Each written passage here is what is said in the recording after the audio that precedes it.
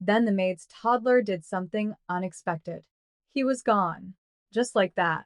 No ransom note. No goodbye. No trace. Nathan Caldwell, one of the most powerful men in the country, worth $11 billion, surrounded by security cameras, alarm systems, and a staff of 40, vanished from his own estate between 11 p.m. and 6 a.m. And nobody saw a single thing. The police came, 25 of them. Detectives, search dogs, forensic teams, drones humming over the property like angry wasps. They combed every room, every hallway, every garden path. They checked the lake. They checked the woods. They pulled security footage and interviewed every employee twice. Nothing. 48 hours passed. Then 72. And then a 3-year-old girl in rubber ducky rain boots, the daughter of the estate's maid, walked up to a rusted metal trash enclosure in the back corner of the property, pressed her tiny ear against the door, and said 4 words that stopped the world. "Man in there, mama." Before we get into what happened next, and trust me, this story is going to stay with you for a long time, I want to take a second and say hello to everyone watching right now.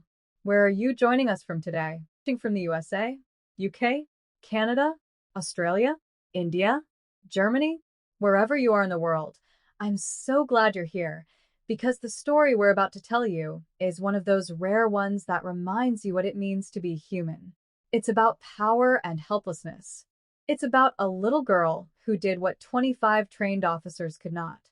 And more than anything, it's about love in the most unexpected places. Let's go. The last person to see Nathan Caldwell alive, or at least the last person to admit it, was his head of household security, a stiff-shouldered man named Gerald Pratt, who reported that Mr. Caldwell had retired to his private study at exactly 10:47 p.m. on a Tuesday night.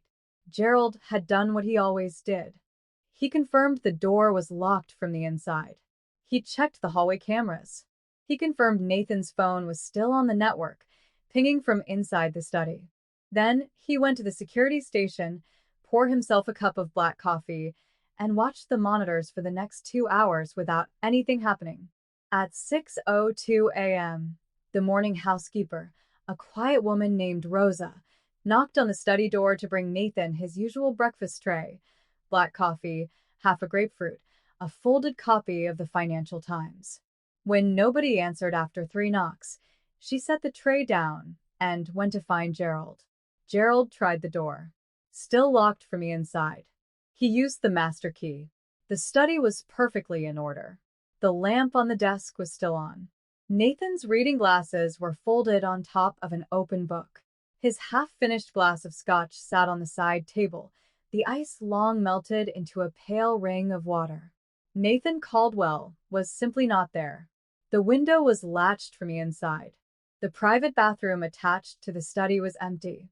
There was no hidden passage, no trapdoor, no broken lock, no sign of forced entry or struggle. The man had been in a locked room with 1 door and 1 latched window, and he was gone.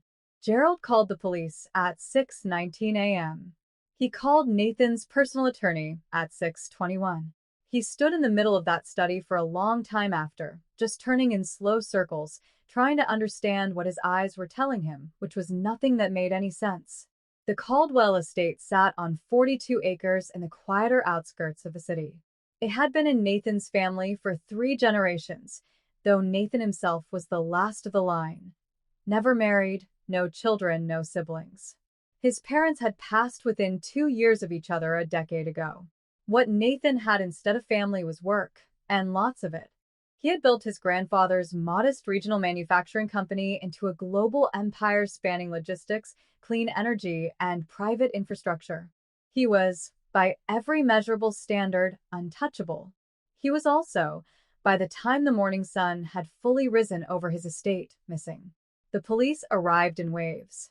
First a pair of local officers, then their sergeant, then detectives, then a full search team. By noon, there were 25 officers on the property. Dogs circled the perimeter. A drone swept the woods to the east. Divers were called in to check the ornamental lake on the south end of the grounds, even though the water was only 8 feet deep and completely clear. They found nothing. Among the household staff that day was a woman named Marisol Reyes. She had worked at the Caldwell estate for 6 years, starting as a part-time cleaner and working her way up to lead housekeeper, a title that meant she was responsible for the interior of the main house, the staff scheduling, and the quiet, invisible kind of care that kept a 42-room mansion feeling like something close to a home. Marisol was 31 years old. She was the kind of person who noticed things: a smudge on a mirror, a chair pushed 2 inches out of place, the particular silence of a room that should have had sound in it. She had grown up the eldest of 5 in a small apartment, which meant she had learned early how to read a situation, how to sense when something was wrong before anyone said a word. That Tuesday morning, she knew something was very wrong before Gerald even appeared in the hallway. But what she did not know, what she had no way of knowing, was that the answer was already on the estate, already breathing, already waiting. In Marisol's small staff apartment on the eastern edge of the property, her 3-year-old daughter, Lily, was just waking up. Lily Reyes had her mother's dark eyes and her late father's stubborn, curious mouth.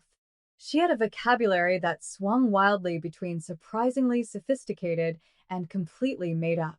She called butterflies flutterguys. She called thunder the sky being grumpy.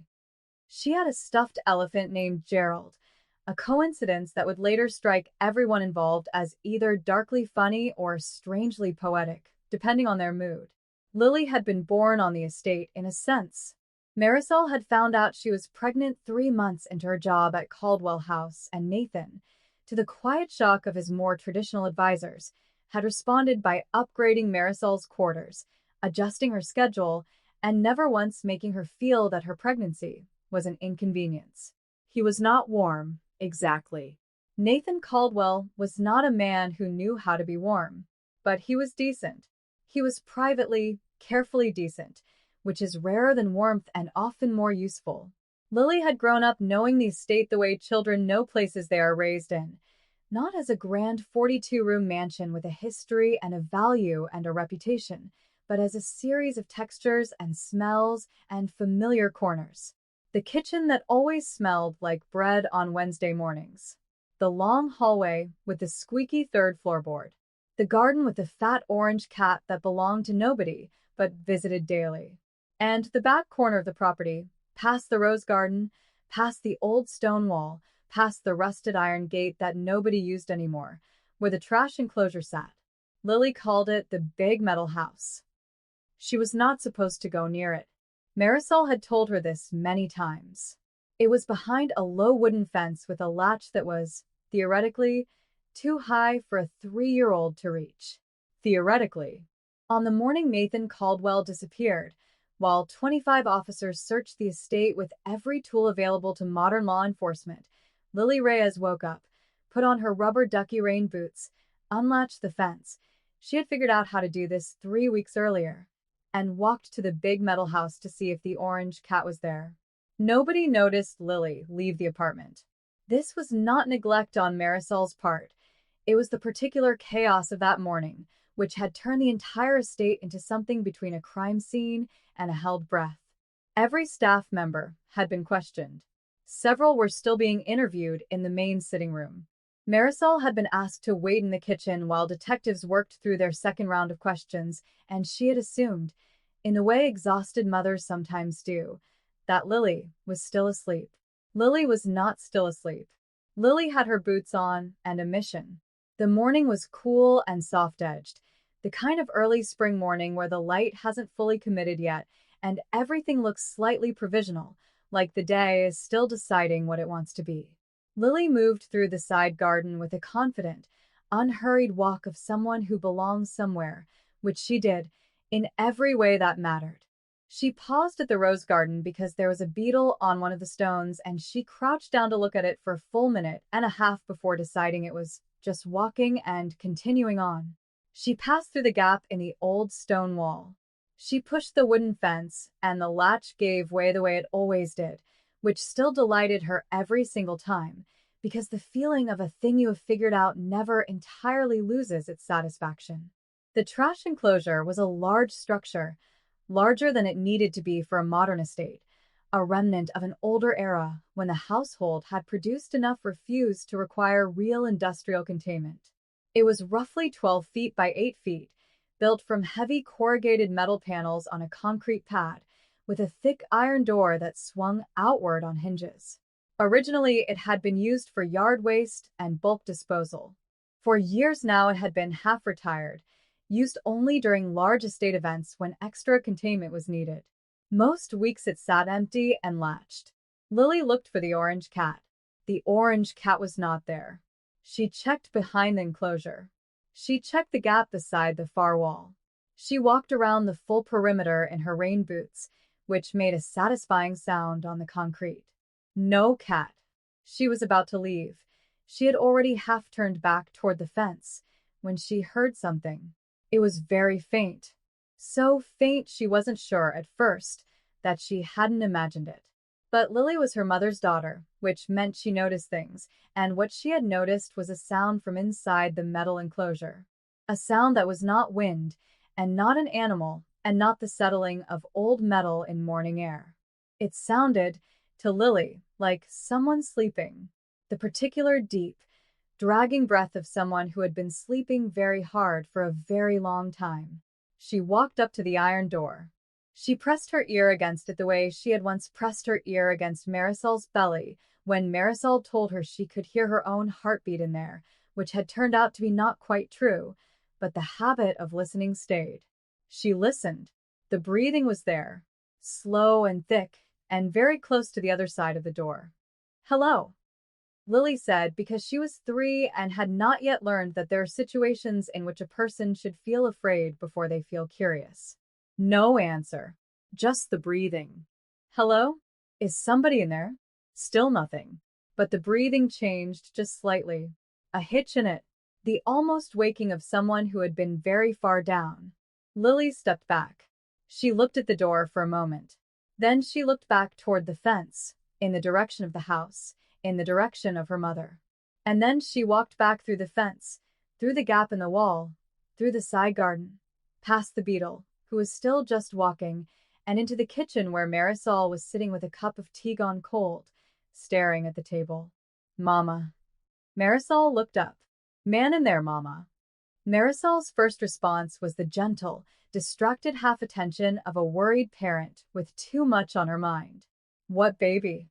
"In the big metal house," Lily said, with the calm certainty of someone reporting a simple observable fact. "There is a man in there. He is sleeping, but something is wrong with his sleeping." Marisol looked at her daughter. Something, not a thought, exactly, more like a pressure behind the eyes, a shift in her body before her mind had caught up, made her put down her tea and stand up. "Show me," she said. They went together. Marisol's hand wrapped around Lily's, moving through the garden at a pace that started as a walk and became something faster, without either of them quite deciding to change speed. When they reached the trash enclosure, Marisol put her ear to the door. She heard it immediately. Breathing. Slow. Labored. Wrong. She grabbed the handle, braced, and pulled.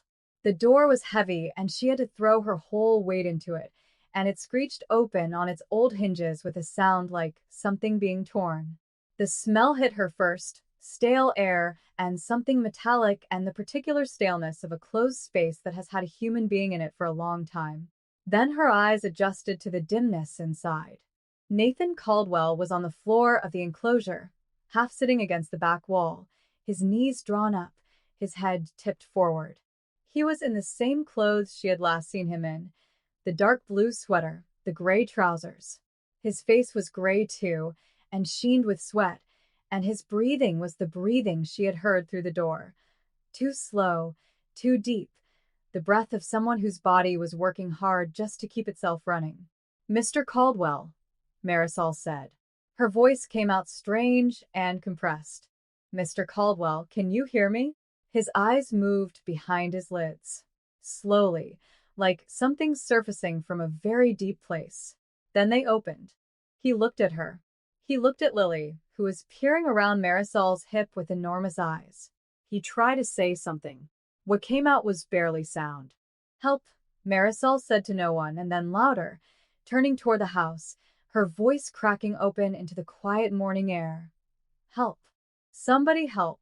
He's here. They found out later what had happened, reconstructed in fragments from Nathan's own account, from the security footage, from the timeline the detectives eventually pieced together. It had been a cardiac event. Not a full arrest, but close enough that the distinction felt almost academic when the doctors explained it to the staff 3 days later in the estate's formal sitting room. Nathan had been in his study at nearly 11 p.m. when he felt the first pressure in his chest, not the dramatic, movie-style clutching pain people imagine, but something more like a door slowly closing, a narrowing of something that should have stayed open. He had taken his phone from his desk to call for help. The phone had slipped from his hand. He didn't remember crossing the room. He didn't remember opening the window, which was not latched, as Gerald had believed, but had been relatched by the wind after Nathan had pushed it open, a fact the forensic team only discovered upon much closer examination of the latch mechanism. He didn't remember the drop from the first floor window, which was only 8 feet to the ground below, or the fact that he had apparently landed on the soft earth of the garden bed and walked from there. His brain, in the grip of a cardiovascular emergency, had done something brains sometimes do in extreme crisis. It had pulled him towards something old and instinctive and completely irrational. Nathan Caldwell, one of the most powerful men in the country, had walked in a half-conscious state to the most enclosed, sheltered, hidden space on the property he had grown up on. He had walked to the trash enclosure. He had pulled the door shut behind him. And then he had collapsed on the floor, and his body had entered a state that was not quite unconscious and not quite conscious, a thin gray borderland where it did the only thing it knew how to do, which was breathe and wait and conserve everything it had left. The enclosure, being metal, had blocked his phone's signal entirely. The ping Gerald had tracked to the study was cached, a last known location, and the detectives who should have recognized this had not. The enclosure was far enough from the main search grid that the dogs had not been directed there. It was considered a structure, not a search zone, and nobody had thought to open it. The drone had flown over it twice. Both times, the metal roof had reflected the heat signature that might have indicated a human presence. 25 officers had been within 60 feet of him. More than once. None of them had thought to press an ear against the door and listen. A 3-year-old had. Nathan spent 4 days in the hospital. The cardiac event had left some damage, not catastrophic, not permanent in any way that would define the rest of his life, but enough. A narrowed artery. A warning that his body had been trying to deliver for months through symptoms he had been too busy to hear. The doctors were careful and thorough and used a great many words that Nathan, who was used to understanding everything in his world, had to ask them to repeat. On the second day, when he was stable and sitting up and the color had returned to his face, he asked to see Marisol and Lily. Marisol came in first, because Lily had fallen asleep in the waiting room chair with her stuffed elephant, and Marisol didn't want to wake her. She stood at the foot of his bed and twisted her hands together in her lap, a habit she had when she didn't know what to say. "I don't know how to thank you," Nathan said. "It wasn't me," Marisol said. "You know that." "I know." He was quiet for a moment. "She really just heard me?" "She pressed her ear against the door," Marisol said. "She does that. She listens to things. I think she gets it from me." Nathan looked at the window for a while. The hospital had a view of a small courtyard with a single tree in it, just beginning to show the first green of spring. "She wasn't afraid," he said. "It wasn't a question." "No." Marisol almost smiled. "She really wasn't. She came and got me like she was reporting that the cat was on the wrong side of the fence." "She's 3, Nathan said, like he was still struggling to make this fit into the shape of the world as he knew it. "Almost 4, Marisol said. "She'll tell you so herself." Lily came to visit Nathan on the 3rd day.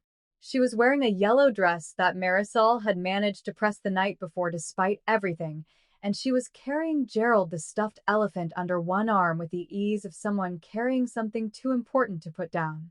She stood in the doorway of Nathan's room for a moment, looking at him. He looked back. He was still pale, still connected to several monitors, still arranged in the careful horizontal dignity of hospital convalescence, but his eyes were clear, and the machine beside his bed showed his heart doing what hearts are supposed to do. "Hi," said Lily. "Hi," said Nathan. She walked in and stood beside his bed and looked at him with the open, unself-conscious curiosity of a small child examining something unfamiliar. "You were in the metal house," she said. "I was," Nathan said. "That's where we put the garbage," she said. "I know. You're not garbage," she said, with a slight frown, as though this were a philosophical position she had considered and wanted to be clear about. Something moved across Nathan's face. Something that people who had worked with him for decades, who had sat across from him in boardrooms and negotiation tables and emergency sessions, had never once seen there. His jaw worked once. He pressed his lips together. "No," he said, very quietly. "I'm not. Are you better?" she asked. "Getting there." She looked at his monitors with great interest. "What are those?" "They're watching my heart," he said, "to make sure it keeps going." She considered this. "My heart goes too," she said. She pressed her fist against her chest. "It goes bump, bump, bump." "Mine too," Nathan said, though it was having some trouble for a while. "It's okay now," she told him. It was not a question. "It's okay now," he agreed. She reached out then and took his hand, not reaching for it, not asking for permission, just taking it the way small children take things that seem to them to belong together. Nathan's hand was large and had made and lost and rebuilt fortunes and had not held another person's hand in more years than he could precisely account for. Lily's hand was warm and small and had star stickers on 2 of the knuckles, and she held his hand like it was the most natural thing in the world, because to her it was. Marisol, standing in the doorway, turned her face slightly toward the window. Nathan looked down at the small hand in his, then up at the ceiling. The monitors beeped their quiet, reassuring rhythm. He didn't say anything for a long time. When he finally spoke, his voice had a quality it didn't normally have, stripped of its professional register, its executive certainty, the tone of a man who always knows what comes next. "I heard you," he said, very quietly to Lily. "Through the door. I heard you say hello." Lily looked up at him with her enormous dark eyes. "I said hello 2 times, she said. "I know." He swallowed. "I tried to answer. I couldn't." "That's okay," she said, patting his hand once with her other hand in the way Marisol sometimes patted hers when she was worried about something. "I could tell." He came home on a Thursday, which was the kind of ordinary, undramatic day that major turning points in a person's life almost never announce themselves as, but often turn out to be. The staff had gathered in the main foyer, not because anyone had organized it, but because it seemed like the right thing to do, the kind of gesture that doesn't need to be arranged to happen. Gerald stood near the door looking formal and slightly undone at the same time. Rosa had her hands clasped in front of her. There were others: the groundskeeper, the cook, the 2 junior housekeepers, the estate manager. Marisol stood at the back with Lily, who was wearing a coat over her yellow dress and had been promised they could stay only a few minutes before going back to their apartment. Nathan walked in slowly. He was not a man who moved slowly. His natural gait was the particular swift, purposeful stride of someone perpetually managing more things than could reasonably be managed. The slowness now was the slowness of a man carrying something careful inside his chest and moving accordingly. He stopped in the middle of the foyer. He looked around at the faces of the people who ran his house, who maintained his life, who had been quietly worried for 4 days without knowing if it would matter. "Thank you," he said. Just that.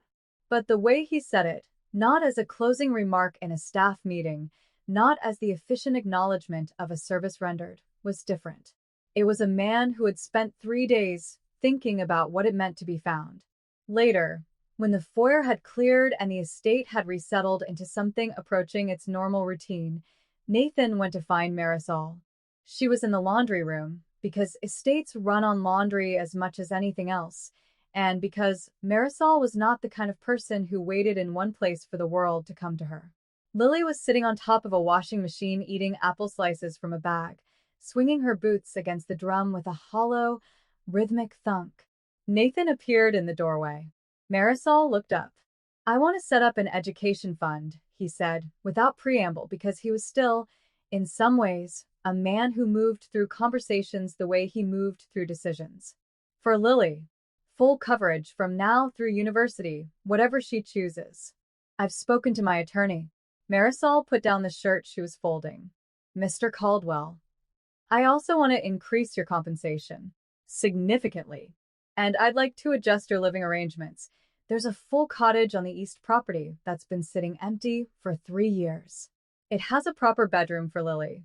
A yard." "You don't have to do this," Marisol said. "I know I don't have to," he said. "That's why I'm doing it." Lily, who had been listening with the frank attentiveness of someone who had not yet learned to pretend they weren't, held out the bag. "Do you want an apple slice?" Nathan looked at her.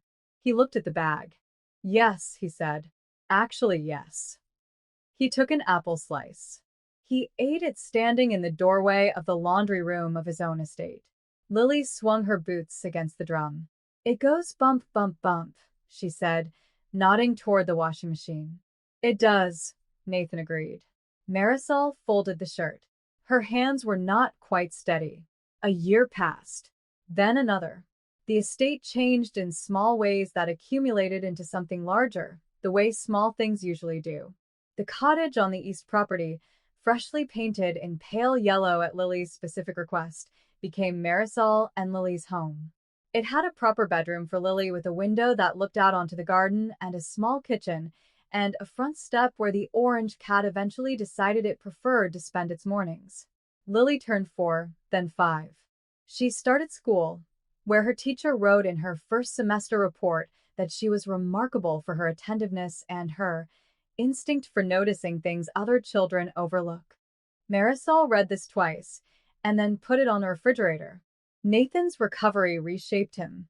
This was not a dramatic, cinematic transformation. He did not sell his company or move to a mountain. He was still Nathan Caldwell, still capable of running 3 meetings simultaneously with the unsettling focus of a man who had always operated at frequency most people couldn't maintain. But he had learned something in that metal enclosure, in the gray borderland between consciousness and the edge of something irreversible. He had learned what it felt like to be completely powerless. And he had felt it with the clarity of something bypassing the brain entirely and going straight to whatever is underneath, that the first sound to reach him in that place had not been a detective or a search dog or a trained professional. It had been a small voice. "Hello? Is somebody in there?" He had Lily's drawings on his desk. 3 of them, taped in a row at an angle that made his office manager quietly despair. One was a picture of the estate as Lily understood it, a large square house, several approximate circles for trees, the orange cat rendered in vivid and unflattering orange crayon, and in the corner, a small metal rectangle labeled, in careful kindergarten letters, "The Big Metal House." One was a picture of Nathan in the hospital, which was a large rectangle, the bed, with a stick figure inside it, and several lines coming off the figure's sides, the monitors, and a slightly smaller stick figure standing next to it, Lily, with what appeared to be enormous feet, possibly rubber ducky boots. The third was just a heart, bright red, slightly lopsided, the way real hearts are, as it happens. No label, nothing written on it. He had framed that one. On the evening of Lily's 5th birthday, a small party in the cottage garden, attended by several of her school friends and most of the estate staff, featuring a cake that Rosa had baked in the shape of an elephant, Nathan found himself sitting on the front step of the cottage watching the end of the afternoon light move through the rose garden. Lily came and sat beside him. She was still wearing her birthday crown, slightly askew, and she had frosting on her chin that she was aware of but untroubled by. "Nathan," she said. She had started calling him Nathan sometime around her 4th birthday, gradually, and then all at once, the way these things happen with children. "Yeah. Are you happy?" He thought about this. He thought about it more carefully than he had thought about a great many things that had occupied his life.